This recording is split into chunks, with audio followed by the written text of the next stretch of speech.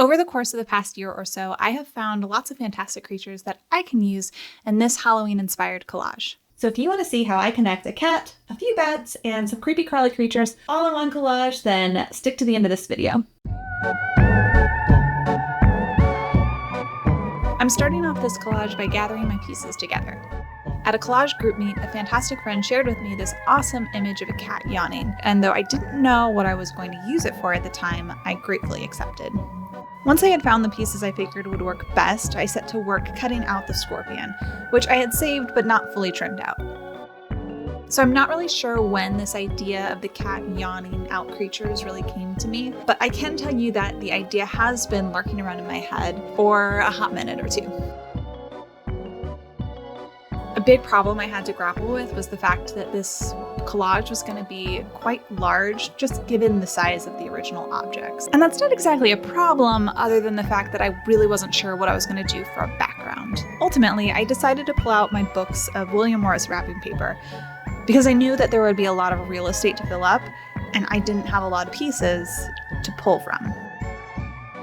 I know that there's lots of questions about what things you can use, how your collage has to be fundamentally different from the original thing, and I'm not sure where this is going to land.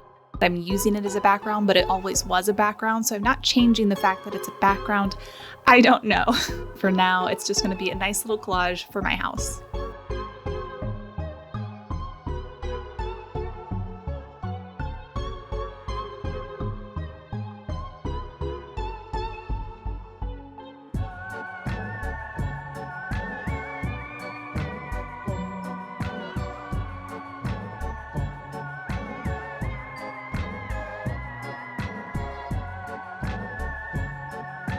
I tried to order things somewhat by size, having the largest creature the farthest away. Not only do I think this helps to balance the piece visually, it also implies that there's a sort of shape-shifting happening to the characters as they escape the maw.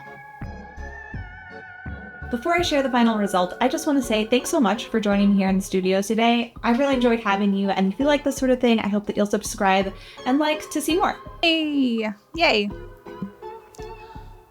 Okay, I made a really crazy game time decision. I didn't like the placement of the moth, and I did try to take off the scorpion too. I don't know, I just had a thought, like what it would have looked like had I just done the bats. And I think I should have just done the bats, but scorpion's in there now. There's really no going back from that one. But I did take off the moth, and I kind of messed up the background a little, but it's not super noticeable. I really like the way that it evokes fall colors without necessarily being pumpkins and dried leaves, which are great, but also can really tie you down to a specific season. Thanks again for joining me in the studio.